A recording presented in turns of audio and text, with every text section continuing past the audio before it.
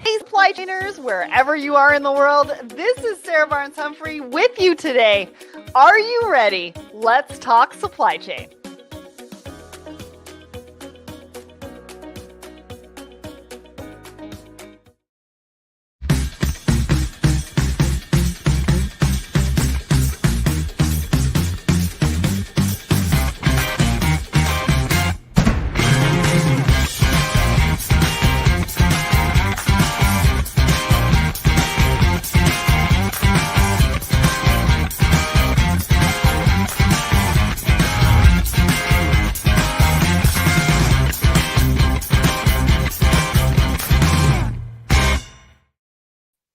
Hello, supply chainers, and welcome to Thoughts and Coffee on your Tuesday. My name is Sarah Barnes-Humphrey. I am the founder and host of Let's Talk Supply Chain, the Blended podcast, and now the founder of the Blended Pledge as well. Super excited to be here with you. We've got an amazing guest, really good friend of mine, coming all the way from Panama. But of course, we do need to mention our sponsors first. So we first heard from Fastenal at the beginning with that amazing intro into the show. And now Emerge is also proud to partner with Thoughts and Coffee to elevate our combined focus on empowering and growing meaningful relationships in the freight industry. The first and only freight-specific RFP platform, Emerge is reinventing freight procurement by offering solutions that enhance the spot and contract procurement process, enabling shippers to make the most strategic decisions possible, saving invaluable time, and enhancing productivity. Learn more at emergemarket.com/thoughts and coffee. Well, I hope you guys are having a great week so far. I know here in Canada, it was a long weekend. So we all had yesterday off, and this is the first day of our short week. And then, of course, I leave on Friday for Germany because I'm going to go and meet the crew at Hapag Lloyd and MC their global management meeting, which I'm super excited about. And then I'm going to spend a couple of days in Amsterdam. So Thoughts and Coffee next week, I'm going to be coming at you live from Hamburg. So you're not going to want to miss that one. All right. So what is happening at Let's Talk Supply Chain this week? Well, first off, we have the infamous Mark Raffin on the show talking about negotiations in procurement, negotiations in supply chain, and so much more. We talked about so many different things that I really can't even sum it up for you. So you just need to go and listen to it. Episode 267, wherever you subscribe to the Let's Talk Supply Chain podcast, you can go to our YouTube channel, Let's Talk Supply Chain, and watch it, or you can go to our website, letstalksupplychain.com. What else is happening? Oh, we've got some events going on. I don't know what you guys are doing tomorrow at noon, but I really hope that you are joining us for this Going Global webinar with Sean and Mark. And we're going to be talking about how and when to take your business to the world market. Now, we all know things are changing, things are a little crazy, but there's a lot of people that are looking to go global. And so this webinar is the event for you to go to just to find out what it's like. Mark's got some real life examples he's going to be sharing. And if this is something you're even considering, you definitely want to come and check that out. Plus, it'd be great to see you. We've got LogTech Live. That happened. The second show for this month happened last Friday. You can catch up over on our YouTube channel. We've also got a Supply Chain Execution USA, June 1st and 2nd in Chicago. Go and check that one out. Action items with DC, that was a couple of weeks ago. We've also got a upcoming webinar with Forkites. Perfect your back to school strategy with ocean visibility. And then, of course, this week is a big week. Today, we've got Thoughts and Coffee. Thursday, we've got Coming in Hot with Abby Baird. And Friday, No Bullshipping is back with Hope White. So we cannot wait for you to see that. What else is happening? Oh, we've got a quick base mini series. So we've already released 3 episodes in this mini series. If you haven't checked it out, they are over on the website. They're also wherever you subscribe to the podcast. And we've got one more coming out this week to round out the discussion about unstucking yourself from spreadsheets. And we talk all about different We talk about like the solar industry, the construction industry, and all sorts of things that you need to know when it comes to spreadsheets. The other really exciting thing is our applications are open for the blended pledge. That is right. You heard it here. We can now provide grants to diverse voices to say yes to speaking engagements. All you have to do is go and apply. Go and check out our application, fill it out, send it in, and you could be the lucky ones that gets one of our grants. We also have a brand new episode of Blended that's out, episode 20, DEI in the workplace, not just the smart thing to do, but the right thing to do. Now, this was an incredible conversation. We had people from different walks of life, different parts of the globe, sitting around talking about what it actually means to have a DEI strategy. So, super great episode. I'm a little bit biased, but that's okay. But go and check that out. We've had some amazing feedback on it and would love to hear your feedback as well. All right, now, without further ado, Demo, are you ready? You're coming on. Good morning or hello, Demo. How are you? Hello everyone. Greeting from Panama. Haha, we love it. We haven't seen you on the show for a little while. So glad that you are back. Tell everybody who you are and what you do. Well, my name is Demostrenes Perez, but everybody call me Demo. I'm a supply chain executive with 25-year plus experience. Currently, I'm the co-founder of a company called IPL Group. It's a 3PL based in Panama, specialized on regional distribution and fulfillment operations, focused on global companies that uses the Panama hub as their pivot point for distribution in Latin America. We are specialized on value add services and helping companies to penetrate the market against all the difficulties that a complex market as Latin America is. And I've been a fan of Let's Talk Supply Chain for many years now, since the very beginning. So it's a great honor to be here and share with you guys. Fan and friend. I love it. And we're trying to get Demo to do another event in Panama so we can actually You get bet. together in person and we can talk all about supply chain. You guys can see my shirt here, Supply Chain Geek, what I like to talk about. So let's do an event in Panama. Anyways, want to say hi to Sam, Krissa, and Sophia over on my personal LinkedIn. Thanks so much for everybody for joining us. Now, we're going to get to our poll of the week. So, what were we talking about? Oh, this is the poll. Okay, let me just get it up on the screen. Okay, so what we asked you is to create a great webinar. What topics are you interested in?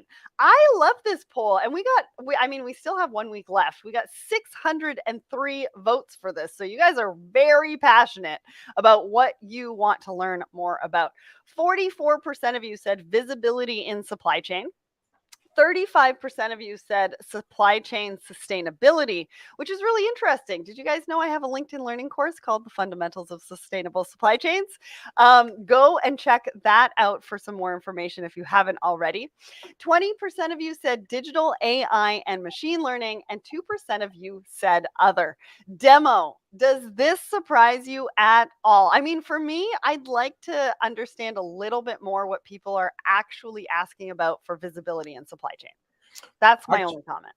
My vote was for visibility, because visibility actually will help in sustainability. Mm-hmm.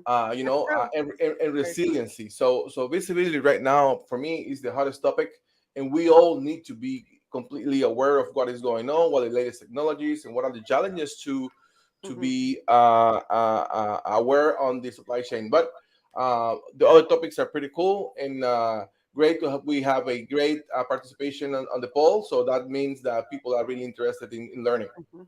Yeah, absolutely. I mean, visibility is a really interesting one because it means a lot of different things to a lot of different people. And so, how do you capture exactly what everybody wants to hear from a visibility standpoint, right? I mean, it's different in logistics, it's different in sourcing, it's different in last mile. And so, I'd be interested to hear if anybody has any comments on that, what exactly that means. Tim Perkins says blockchain and smart contracts within supply chain. James Top said supply chain resilience following global issues.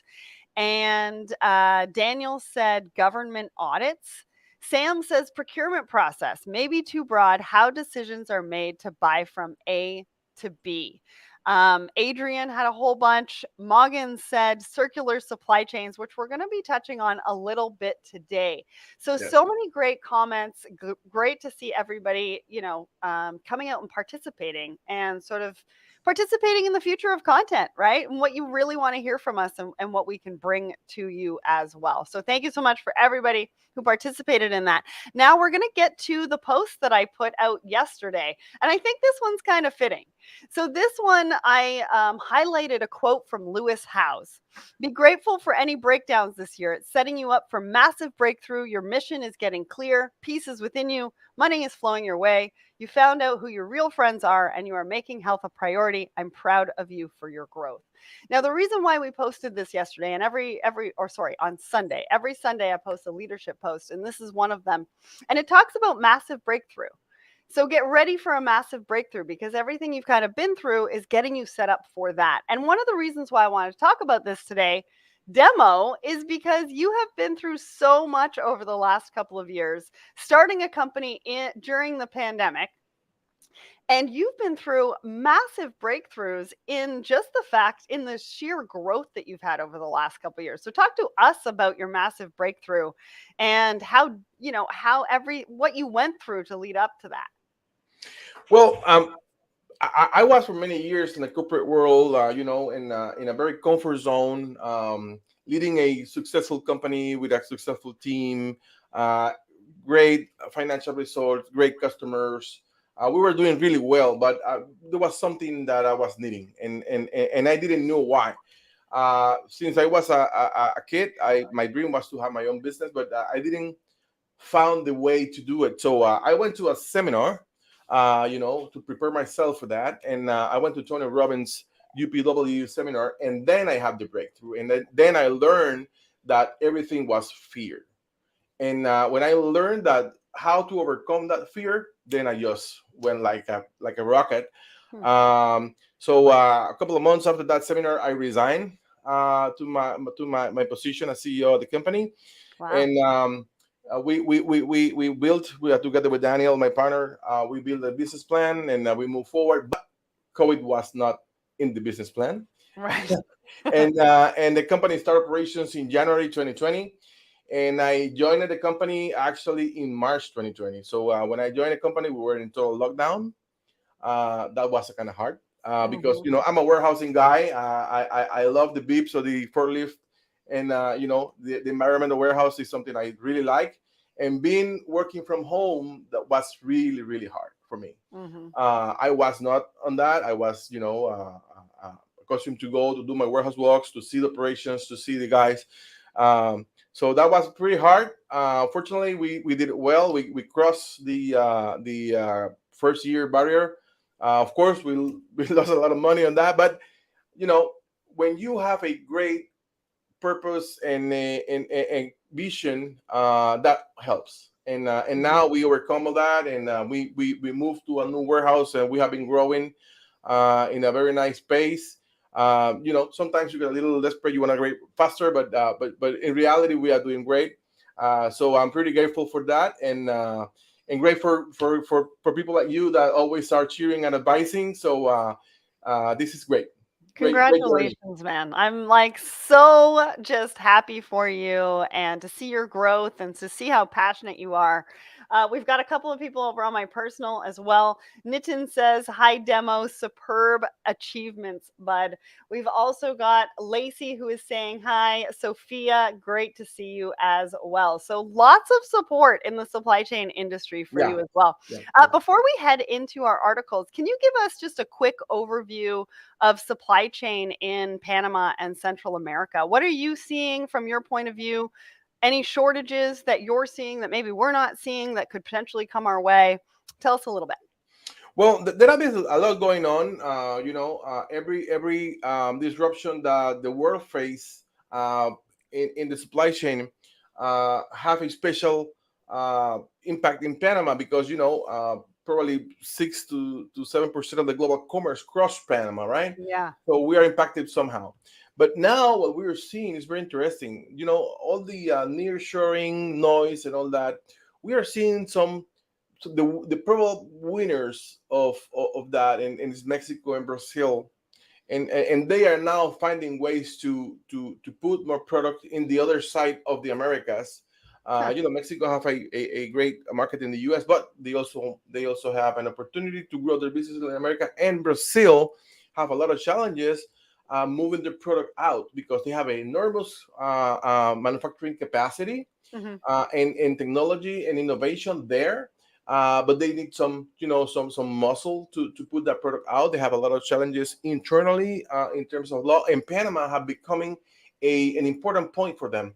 Mm. So what we are seeing is that Panama will become more relevant in terms of the hub and regional distribution point of view, because the traditional model bringing goods from Asia all over to Panama, and then from Panama to move to the markets in this region, which is still, of course, the biggest part of the business, is now probably going to grow, but in a different direction.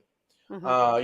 Inter Latin America, because it's not easy. It's not easy to Right. move products from inter Latin America. So Panama, again, using the frequencies of the canal and using the benefits of the resilience of the hub.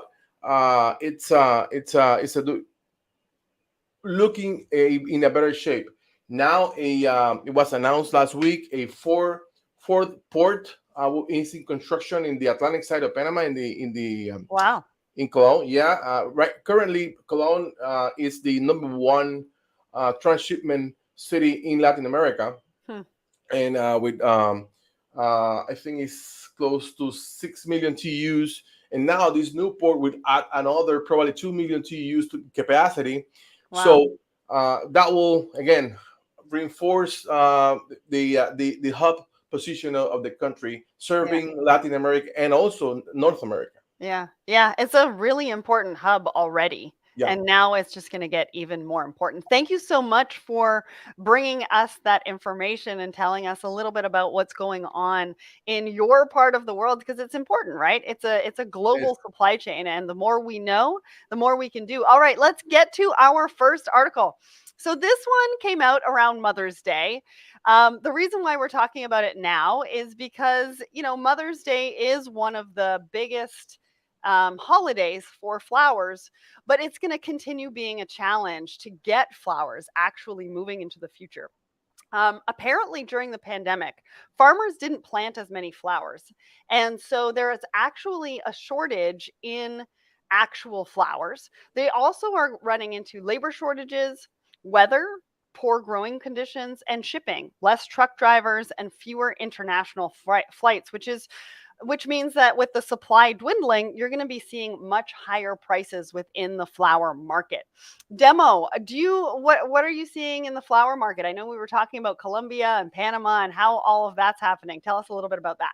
Well, Panama is not a flower producer. Actually, Panama is a service-based economy, so we don't produce that much. But countries like Colombia and Ecuador, those are huge flower producers. Sometimes, for example, especially Colombia, flights go moving flowers out of Colombia. They stop in Panama just to fill because the El Dorado airport, which is the biggest export airport in Colombia, is very high. I think it's 2,000 meters high, so they cannot fuel full tanks. So those ships, those planes, stops in Panama for refuel, and then to go up to North America, loaded with flowers.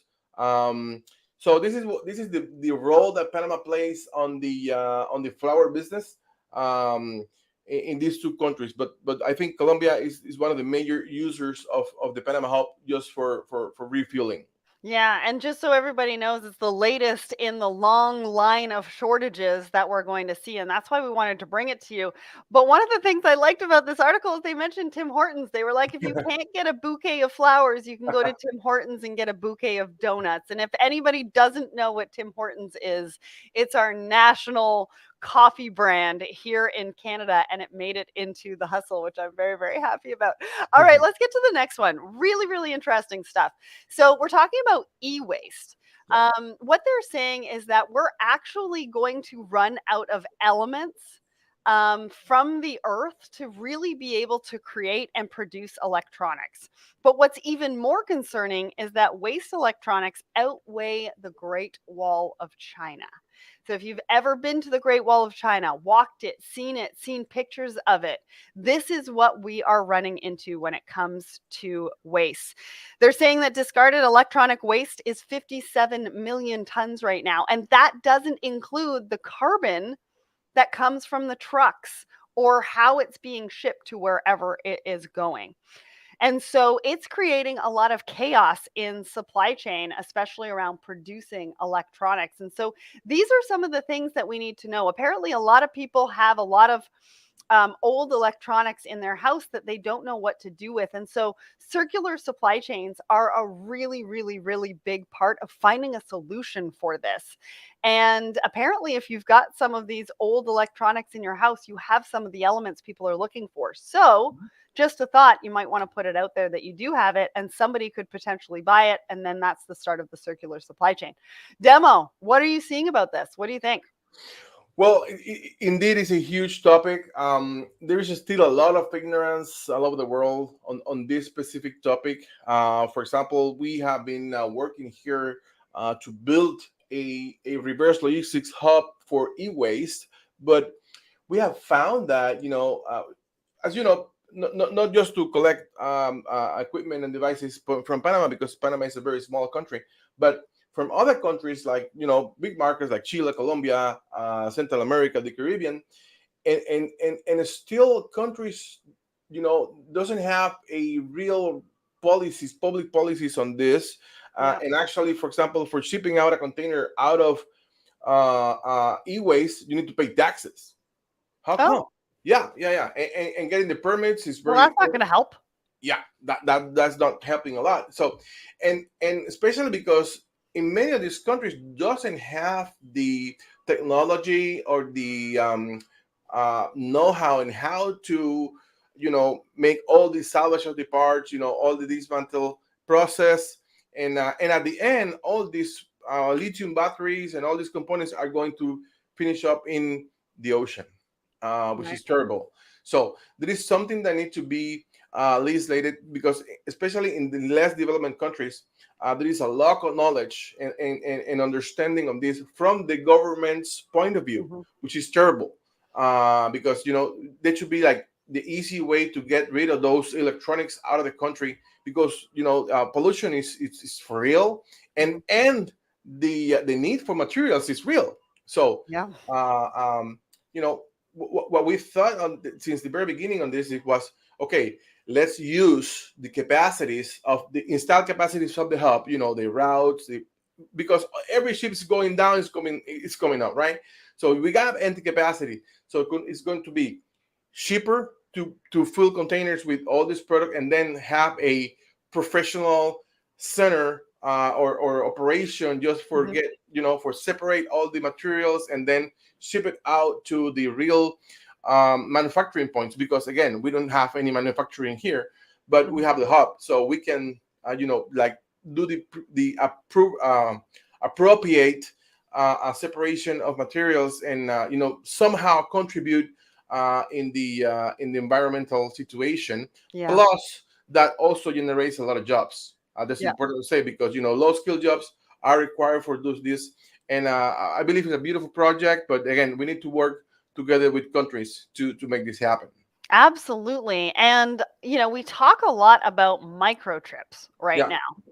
But what we're not talking about is the elements that are going into some of your electronics. Oh, and just so everybody knows, that was a Let's Talk Supply Chain mug that Demo just showed on his.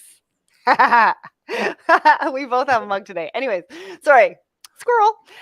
Going back to what we were talking about, elements in some of the electronic products that we use. We're talking about microchips right now, but these what, six, one, two, three, four, five, six things are what goes into producing electronics that are actually going to run out next century. And a lot of the global markets are getting on board. And so consumption is just through the roof. And so I really highly recommend going to check out this article. I want to give a shout out to Audrey Ross because she's the one that sent me this article.